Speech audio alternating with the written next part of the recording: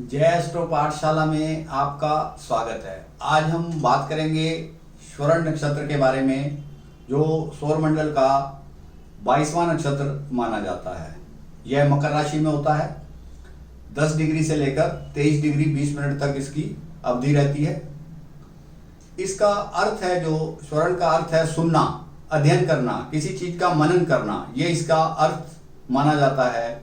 और जो इसका चिन्ह है, वैदिक ग्रंथों में इसका चिन्ह गरुड़ को बताया गया है, और वामन अवतार में, हमारे बाकी ग्रंथों में वामन अवतार में भगवान विष्णु के 3 पगों को, जो 3 तारे दिखाई देते हैं अंतरिक्ष में, उसको माना गया है। तो चिन्ह इसके 3 तारे हैं, या गरुड़ है, या वामन अवतार के 3 पग माने जाते हैं।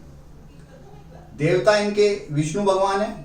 विष्णु भगवान स्वयं इनके देवता हैं। रंग हल्का नीला, रंग जो है हल्का नीला माना जाता है। और जाति इनकी शूद्र जाति मानी जाती है। जाति शूद्र मानी जाती है। और ये पुरुष ग्रह है, पुरुष नक्षत्र है। जैसे लिंग जो होता है, स्त्रीलिंग, पुरुष लिंग और नपुंसक, तो यह पुरुष जाति का है। कफ प्रवृत्ति का है। त्रिदोष में वात पित्त कफ में ये कफ प्रवृत्ति का नक्षत्र है। कफ की चीजों से हमें बचकर रहना चाहिए। जिसका ये जन्म नक्षत्र है उसे इस चीज का ध्यान रखना चाहिए, कफ की चीजों से। और योनि इसकी वानर है। वानर copy paste, cut paste, copy paste, मतलब किसी भी चीज की कॉपी करवा लो, किसी की नकल उतरवा लो, तुरंत हूबहू एकदम। ये इसकी खासियत है। नक्षत्र का जो जातक होता है उसके अंदर ये खासियत होती है। वो किसी ना किसी रूप में उसकी खासियत उसके व्यापार में, उसकी नौकरी में, उसकी पर्सनैलिटी में, उसके स्वभाव में झलकती है। यह खासियत उसके स्वभाव में झलकती है। तो ये सब चीजें हमें देखनी होती हैं। और हमें क्या देखना है, तत्व क्या है।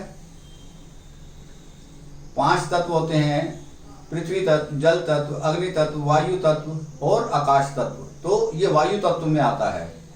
यदि हम इसके अक्षर का नाम रखना चाहते हैं, जो इसके 4 अक्षर हैं, खी, खू, खे, खो। खी का मतलब पहला चरण, खू का मतलब दूसरा चरण, खे का मतलब तीसरा चरण, खो का मतलब चौथा चरण।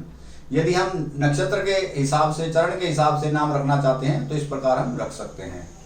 राशि स्वामी शनि, नक्षत्र स्वामी चंद्र।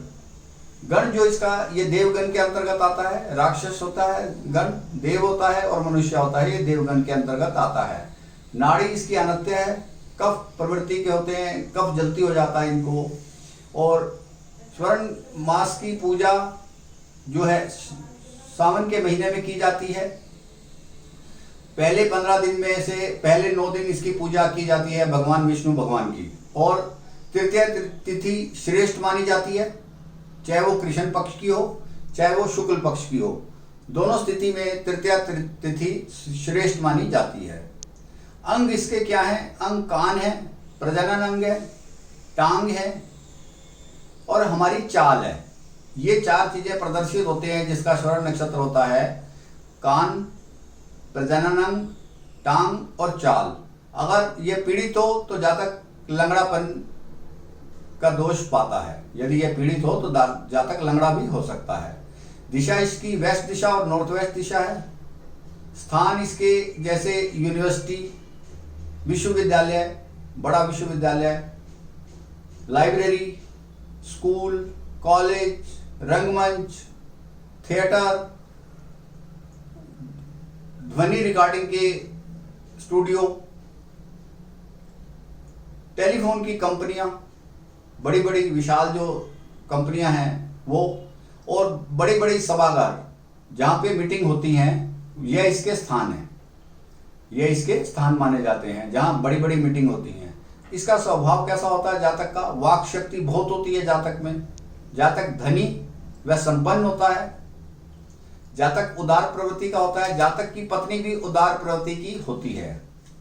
जातक कोई भी कार्य करेगा उसमें उसको प्रसिद्धि मिलती है। उसका नाम रहता है अपनी बिरादरी में, उसका नाम होता है, बिरादरी में तरक्की करता है। ऐसा जातक जिसका स्वर्ण नक्षत्र है। शत्रु उससे डरते हैं। ऐसे नक्षत्र वालों से शत्रु डरते हैं टाइम मैनेजमेंट के पक्के होते हैं। 9 बजे बोला तो 9 बजेंगे नहीं, जातक पेश हो जाएगा। टाइम के पाबंद, टाइम में कोई कोताही नहीं बरती जाती, और समय की विशेष की वजह से, जिसको टाइम मैनेजमेंट कहते हैं आज के युग में, उसकी वजह से जातक को बहुत बार बेअंत प्रॉफिट होता है, लाभ होता है, खाली समय का पारखी होने की वजह से। जैसे सूर्य भगवान समय पर उगते हैं, ठीक इसी प्रकार इनका जो समय होता है डिसिप्लिन में रहते हैं ये। अब हम बात कर लेते हैं कुछ शुभ कार्य इस नक्षत्र में कैसे किए जाते हैं। उनके लिए जो मुहूर्त है, अनुष्ठान करना है हमें किसी चीज का, वो किया जा सकता है। कुछ नई योजना बनानी है वो की जा सकती है। धार्मिक कार्य करना है वो किया जा सकता है। गृह में प्रवेश करना है वो किया जा सकता है। घर को खरीदना है वो किया जा सकता है। कोई पद या उपाधि मिलनी है तो उसके लिए शुभ मुहूर्त है।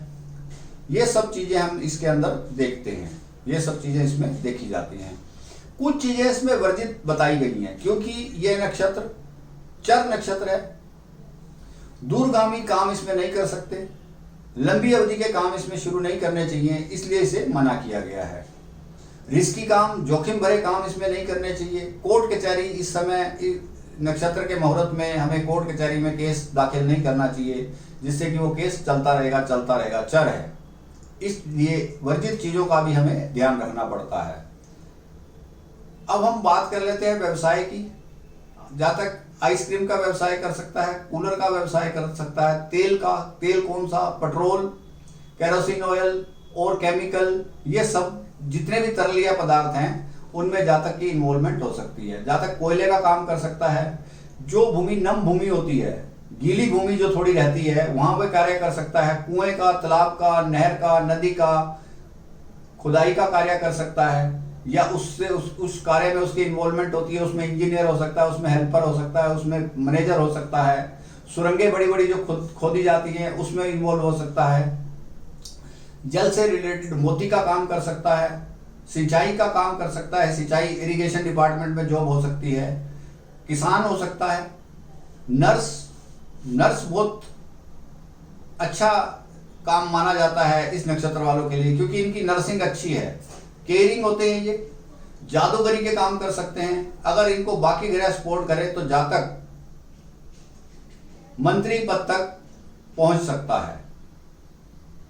जातक मंत्री पद तक पहुंच सकता है। माइनिंग का काम कर सकते हैं ये जातक। इस प्रकार के ये कार्य करते हैं। अब हम बात कर लेते हैं इसके नक्षत्र के चारों चरणों की। यदि पहले चरण में होगा चंद्रमा, अपने ही नक्षत्र में पहले चरण में होगा, तो इसका मतलब मंगल के नवांश में है वो, जातक का पराक्रम बढ़ जाएगा, जातक पराक्रमी होगा, जातक हिम्मत से ऊर्जावान होगा, सारे ऊर्जा वाले काम करेगा और रिजल्ट अच्छे देगा। यदि ये दूसरे चरण में हो, दूसरे चरण, पहले चरण की डिग्री हुई 10 डिग्री से 13 डिग्री 20 मिनट, और दूसरे चरण की डिग्री हुई 13 डिग्री 20 मिनट से लेकर 16 डिग्री 40 मिनट, ये मकर राशि में।